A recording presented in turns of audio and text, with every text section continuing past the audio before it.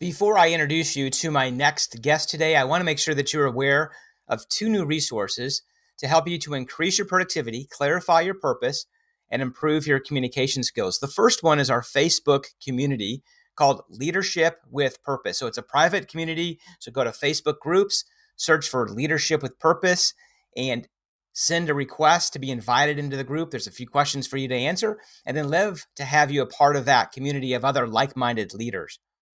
Our team is really excited about launching the Next Level Coaching Roadmap. It's a group coaching format, so highly recommend that you check that out and to get your questions answered. If you're a leader that's experiencing any of the following, this is definitely a group format that's going to help you break through to your next level within leadership and your career. So if you have any fear about moving to the next level in your leadership career, this is a group that you'll want to connect with.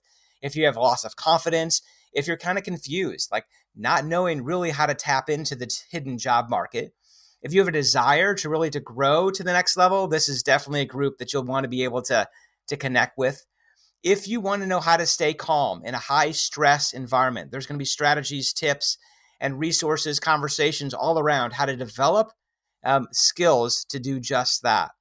So if you want more information, head over to warrenwandling.com/the next level coaching.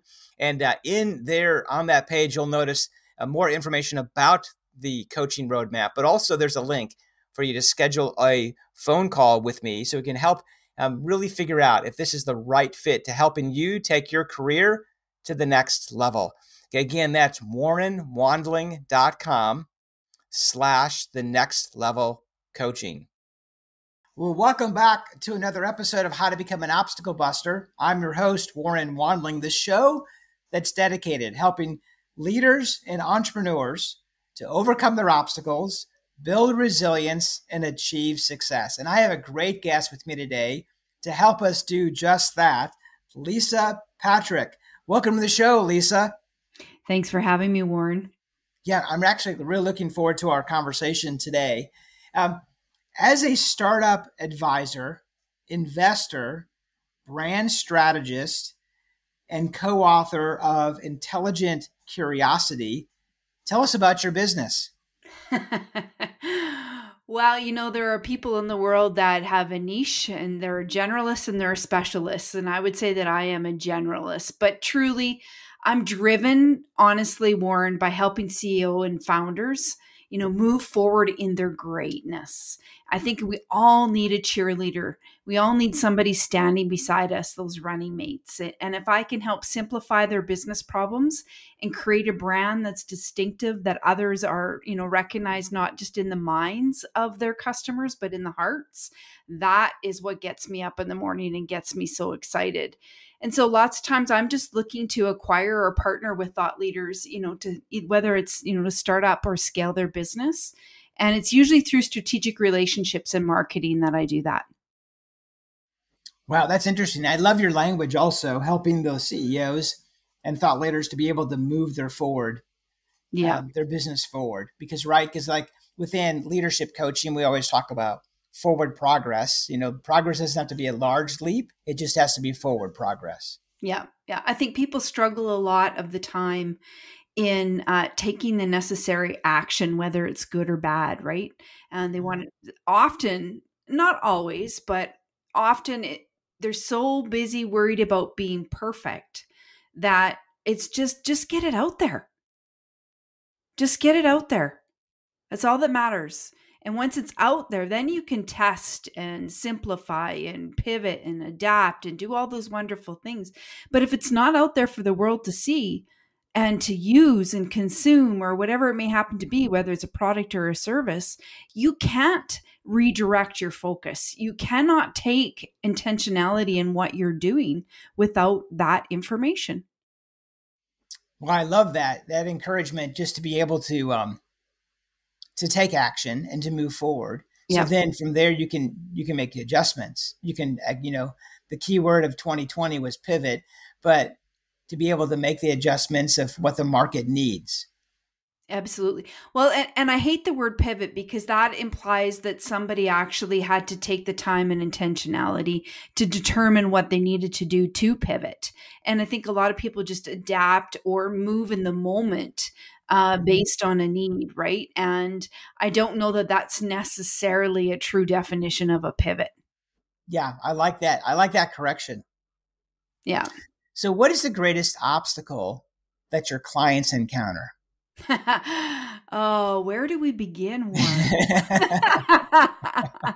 Where do we begin? I mean, I don't have a toilet paper roll big enough for that one. But you know what? I let me think about that for a second. I would say it's probably, strategy. And more specifically, like clarity. They get stuck. They get stuck on the how to, but what they forget often, really truly, is the answer is in the who. Who can help them to implement, right? And it's really not about the how, it's about the who.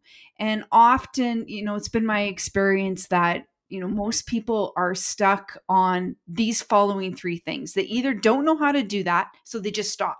They just stop cold turkey rather than telling themselves, how might I learn? How might I discover more? How might I? Period. They just stop.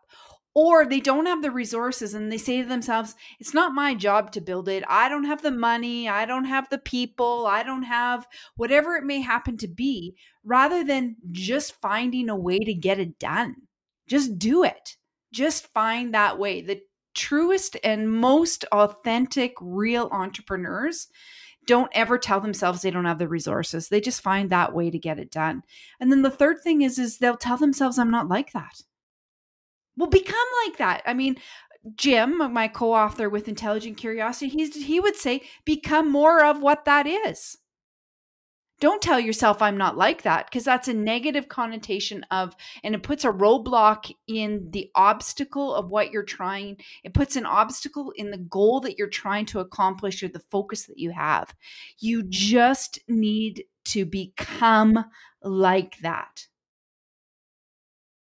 I love that in reference to the obstacle that they've set up that barrier or the obstacle by saying that statement that I'm not like that. So that's around a mindset. We do a lot of discussions around mindset here on this podcast. Do you have a strategy that you use with your clients to help them identify those limiting beliefs or break through that mindset obstacle? I simply ask them why. And I keep asking why. And then the response that they get, and I say, why again? And I sit intently and listen to their answers. I think that's really important. I think the best leaders over communicate their listening skills. I'm not saying that I'm the best leader in the world. I'm just saying that I think that's a really great tool, because people often have the answer within them. It's our job to keep asking us, and not like a coach, but more like a guide and an advisor. And the more that we ask, the more likelihood we're going to get clear on what the strategy is or who is going to help them to implement that strategy. Yeah, I love that in reference to the asking the why, but not the first why, like the next, maybe the third or fourth why. It's like peeling an onion, if you will, right? It is, yeah. To getting to the core. And interesting, right? Isn't the core of the onion, isn't that where it's sweet? Well, so they say, depending which onion you're chewing on. I guess so. Nonetheless, though, the why, that's really important, to ask the why, but also to sit and to listen to the response instead of interject. Yeah, absolutely. And I think that that's where the clarity comes in. And when you're intentional about taking those actions with your clients, I think any obstacle can be overcome. And in fact, most obstacles aren't obstacles. They just may be a speed bump. Yes. I guess they're only become an obstacle is if they allow us to stop us, right? That's right. That's right. So what was a key strategy that contributed to you building your business? That's a good one. You know what? It's my belief system that if I'm not scared, I'm not taking the right action. And so I do everything scared. I love to live in the unknown because the unknown is where you'll find more, right? Success truly is, and we talk a little bit about this in the book. Success is really abnormal, right? Like when you walk around and you think about the 100 people that are closest to you, and success is defined differently for everybody. Some people define success by the things that they have, or some people define success by the money they have. But some people define success by the emotional connection that they have with other people, right? But success in all those verticals, regardless of how you define it, is abnormal. It's those who achieve success at the highest levels. They don't take the same actions as everyone else. It's funny. I was a friend of mine had come home from England, and he's a professor at Oxford University, and I've known him for a number of years. And so the family and friends all got together. It's been a while since we've seen Grant, and I was speaking with an old family friend, and I've known her for a long time. And she said to me, you are abnormal. And I looked at her kind of funny, and I said, well, why would you say that? She said, because everybody else sits around and watches Netflix. I would imagine that for the majority of your time, you do not watch Netflix. I said, I do watch Netflix, but I'm intentional and strategic about when I do it. But I am busy trying to find more in my life. And whether that's through podcasts or reading or looking for information that I readily don't know about. And I think when you achieve success, you have to have a certain amount of abnormal thoughts and behaviors. But more importantly, you have to be all in all the time. And when you're all in all the time, that looks and feels differently than normal.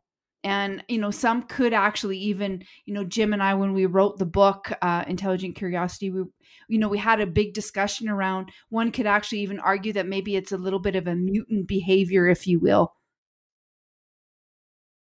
And how so? Well, I think that it's the action that's taken and the mindset that's required to have success is not normal stream of what the majority are doing, right? It's mutant. Sure. It looks and feels differently than the average. Yes. Wouldn't it be nice to be able to change that definition of average, right? If reference to. Yeah. Some would say that don't be average, be obsessed, right? And I think that, I think obsession is a good thing sometimes, depending on what it is. And I love your idea of do it scared. Yeah. Because then you know that you're pushing. Is it you're pushing your comfort zone, if you will, or knowing that you're living outside of your already skill set? Is that where you're living scared? What scares me the most is not being scared. That scares me more than being scared. Because if I'm not being scared, that means that I'm really not living properly in the moment to take the necessary action to get to that next level. And that doesn't necessarily mean in business. That can be in life as well, right? It can be, with my children. I have twin daughters, they're 16 years old. I'm scared all the time. Right? Exactly. And I want them to be scared. I want them, if they're not scared, that means that they're being complacent. That means that they are not living in a continuous cycle of learning. And that's really important. So was it always like that for you? Or was there a point that you said, okay, enough is enough, and now I'm going to live my life scared? You know what? I think it always was. When I reflect back, I'm a little bit older now and more seasoned in life, if you will. I got a few more miles on my running shoes. I look back, and as a kid growing up, and I grew up in Saskatchewan, Canada, I was an only child, and I was in absolutely everything imaginable that I could be in. I had great parents that, thank God, I look back now as a parent and think, my Lord, they ran me around everywhere, and they ran two successful businesses. I don't know where they found the time. Maybe that's why they only had one kid. I'm not sure. But again, it's back to that. I always wanted to be learning and having new experiences. And if I was bored, I was complacent. And if I was complacent, that means I probably would have got into more trouble than what I did, although I was a pretty good kid. But again, having said that, I think that that's really important. And I look back now on my childhood years. I mean, there wasn't truly, I mean, I was in Air Cadets. I was, the only thing Oh, I wasn't wow. in was Girl Guides, and I didn't take piano, but I was in every sport imaginable. I was on committees. Like it was an endless stream of, experiences. And I think we owe that as parents to our children. And more importantly, we owe that to our teams and our people, to always be giving them the opportunity to learn and have space to grow. So I'm curious, what is intelligent curiosity? Oh, we get asked that question all the time. Well, I'm and it's sure. not intellectual curiosity either. You know what? We're all born curious, right? We innately have a sense of curiosity. We want to find out things that are interesting. But it's more than just that. It's about a heightened awareness. It's about to looking beyond the obvious. And I think it's why Jim and I connected so well, not only because we have a personal relationship, but he said, you were a private investigator and you're trained to look beyond the obvious, right? You don't look what's in front of you. You take in what's in front of you, but you look beyond that. And that is intelligent curiosity. It's about being more intelligent and perceptive, about redirecting your focus to the periphery. It could be, let's say you have a problem, for instance, right? And you want to think about that problem differently, considering what else everyone else is doing. So if you think about, most people run away from a problem, right? Instinctively, they'll run away from a problem. But intelligent, curious people, they run towards that problem because they want to know, they don't want to know what everybody else is doing. They want to do the opposite of what they're doing. They want to run towards that problem. When the book came out, Jim and I were having a conversation, and he was in the Dallas airport. This is a really good example of intelligent curiosity. So while he was at the airport, he bought a book in the bookstore at the airport. But he didn't just stop at buying a book. He took one of our books and he placed it on the shelf in the airport, and he walked away. And we call that reverse shoplifting. So, the majority of people who write a book are going to try to get a hold of the bookstore, Barnes and Noble or whoever, or I can't remember the chain that's down there in the US of in the airports, but they're going to call them and try to get their book in the bookstore. We just put the book in the bookstore and said, now let's allow them to have somebody come to the till and try to buy that book. Well, they can't buy the book because it's not in the bookstore. So what a great gift. But again, it's about thinking differently and doing the opposite of what everybody else is doing. So here in Canada, did the same thing. I put the books in chapters. And when they go up to buy the book, they're not going to be able to buy the book, but it might trigger somebody to say, hey, maybe we should get that book in our bookstore. Well, I love That's that being strategy. intelligently curious about the opportunity, about finding more. Yeah, I love that strategy, Lisa, right? Of doing things differently and seeing what's possible. Exactly. But that's part of your strategy of living scared, because I can hear some of our listeners now as leaders, like those might have a different mindset. They might say, well, that's not following the rules. That's not acceptable. That's not the process. So That's right. how do you train leaders to break through those limiting beliefs to look at the problem differently? Well, I think first of all, you have to notice the frames, not only the pictures. And growth always happens at the edges. Most people are stuck inside the picture frame, right? And they don't notice the frame itself. They just notice the picture. Because most people are so busy working in their business rather than thinking about what else might be might be available? What might the opportunity be for that business if they actually stepped outside and looked at the frame of the business? And so I think you always have to have, I'm a huge believer of process and systems. I think that everything, if you want to scale and grow at mass proportions, you have to have process and systems. If you don't, you might have a really great lifestyle in your business. You might be a 1-digit millionaire, but you'll never be a 2-digit and a 3-digit millionaire without processes and systems. But you can't be married to the process and system the way it is. You always have to be willing to ask questions about how might we do it differently? What else might be happening?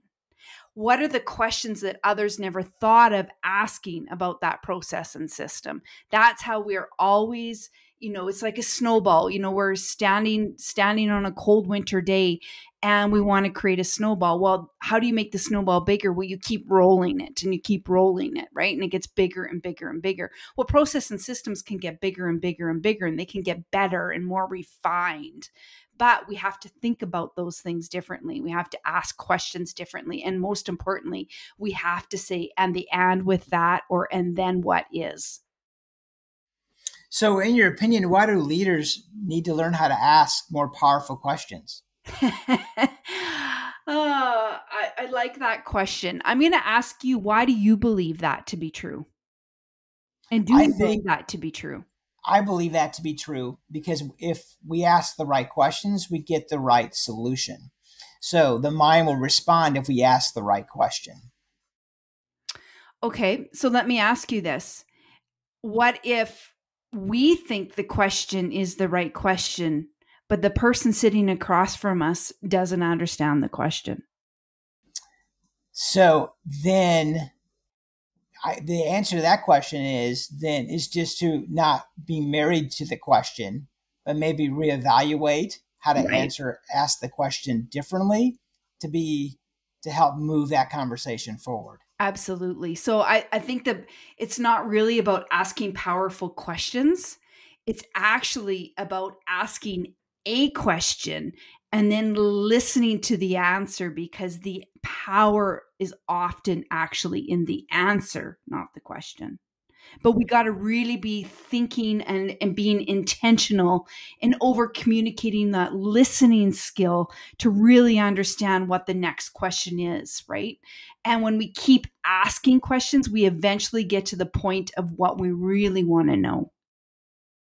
Yes. So I think that's for the leader. They have to really resolve, if you mentioned this a couple of times, is really mastering the art of listening. I know a lot of us like to say that we're great listeners, but we're really just great hearers. We're waiting to be able to, we listen. We don't listen to listen, but we listen to respond. Yeah. And in your illustration, that if you're listening to respond, you're not going to find the right question. Yeah.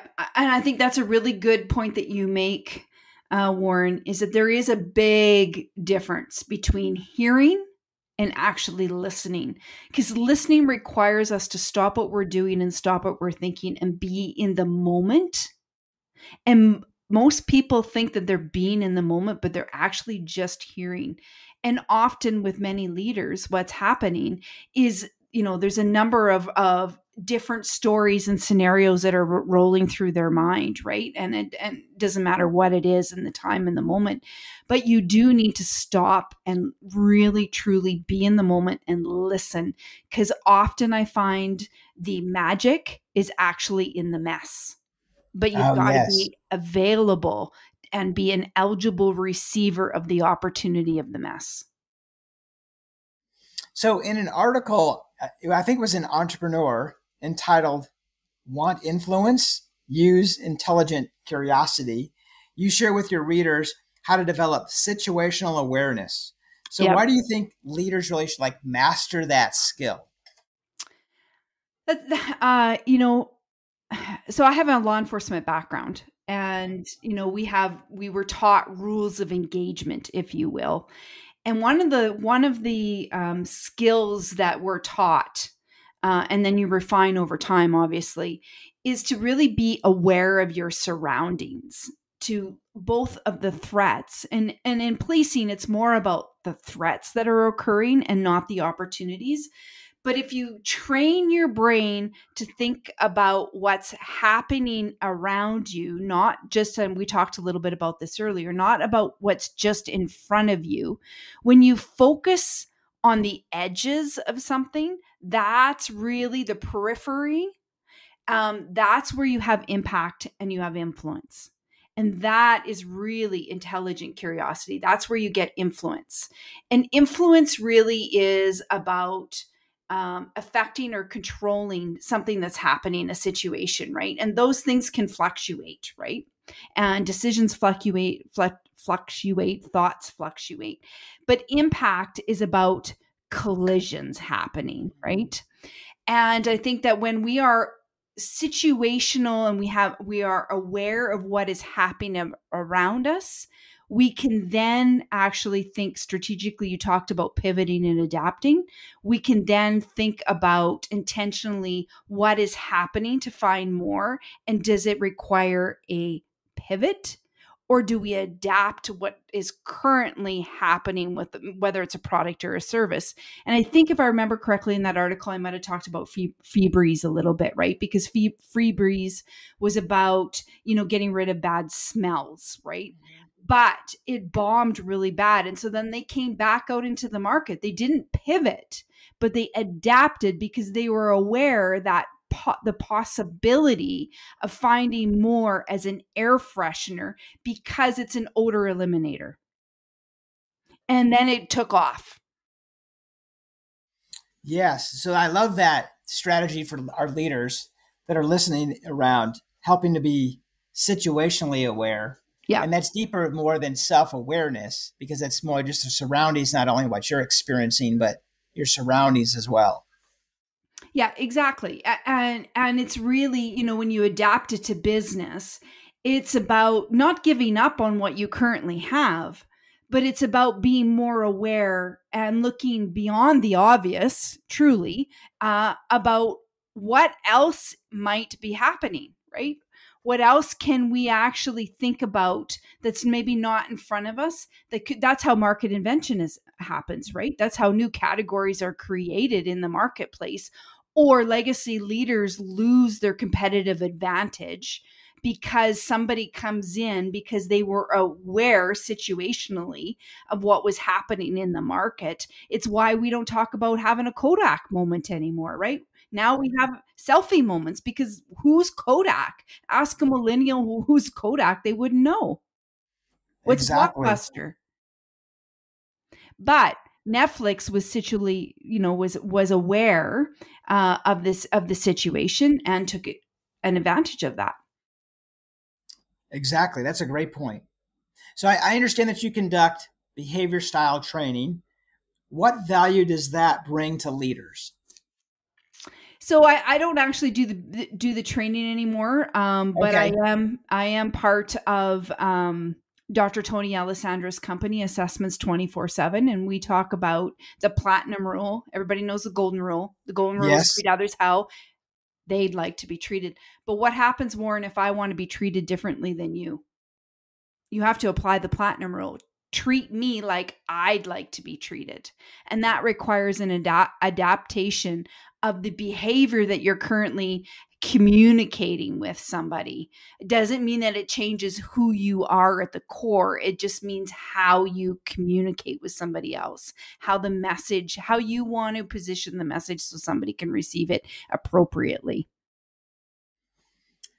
Yeah, I love that in reference from a communication perspective of what we've been talking about today around listening, because then you're in tune to the other person. The platinum rule applies. Then if you layer that on top of the act of listening, you really can make an impact and influence, I would think. Yeah, absolutely. Well, and I think there's a difference between influence and impact, right? Like we talked a little bit about that. Like, influence is taking control of a like when I think about that, is about taking control of a situation. Impact is really about creating the opportunity for like a collision to happen, for instance. So Zappos, I'm trying to think of the gentleman's name. I'm having a brain fart, sorry, I can't think of his name, but he really believed, Tony, you may know it doesn't Yeah. matter. Anyways, we all know who Zappos is, right? He Right. believed in serendipity, right? Happening, a Uh-huh. collision happening. Because why did he believe that? Because that's where the most impact happens, right? It's where people randomly run into each other and have a conversation, have a moment in time, and impact, have enough of those impacts, enough of those collisions, then you create influence from that, right?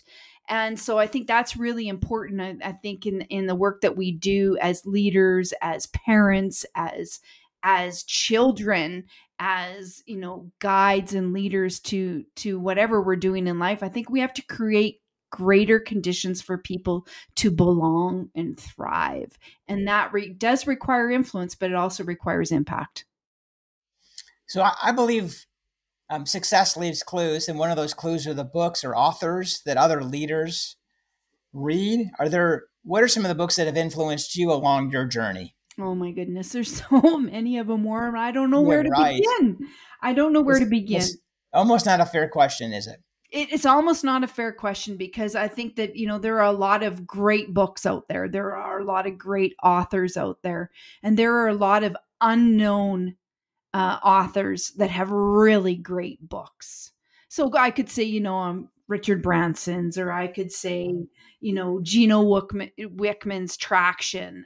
One of the books that I read that most people don't know who he is, but his name is Michael Haig. And Michael is actually the coach for Will Smith. And when Will Smith takes on a new role in his movies, he goes to Michael Haig, and Michael Haig is a storyteller.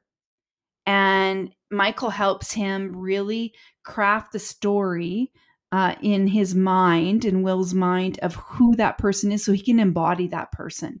And Michael Haig talks about the power of storytelling. He has a book on it.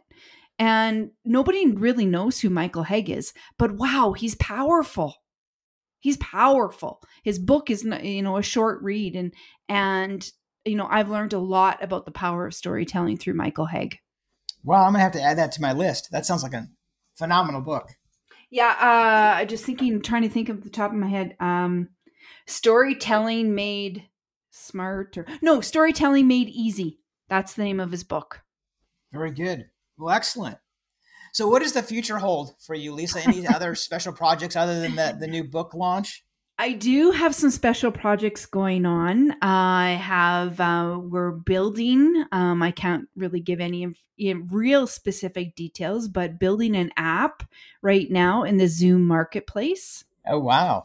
Yeah, and looking at some artificial intelligence around a new product coming out into the market. So got lots of great things going on, but I'm never not open to more opportunities. So I love the startup space. I love, love, love helping people really get, living in their greatness. And it's why I wake up in the morning, and whatever resources and people and tools and systems and processes and experience that I've had that can help you keep moving forward, I'm always open to those opportunities.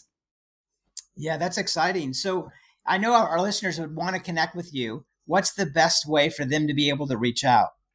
So I'm on all social media platforms. I'm not on TikTok, and I'm not on Twitter. So I'll just be very intentional about that. But I'm on Facebook and Instagram. Lisa Patrick, you can find me. LisaPatrick.ca. You can find me there. So don't mistake me for Patrick Swayze's wife, Lisa Patrick.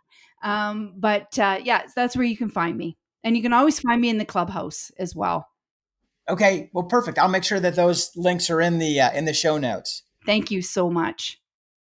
Well, thank you, Lisa, for sharing your strategies, tips, and resources, helping our listeners to overcome their obstacles, build resilience to achieve success. Thank you. Warren, may I ask you, Because my listeners will be listening to this, how can they reach out to you? Probably the best way is just warrenwandling.com. Awesome. So my LinkedIn is the same, so they can find me on LinkedIn as well. Fantastic. Thank you. Well, excellent. Well, yeah, thank you again, Lisa. Being on the show, I really enjoyed our conversation. I did too. Thank you. I really appreciate, and I hope that you find more in life and business. Yeah, thank you. Well, this is your host, Warren Wandling, saying until next time, be resilient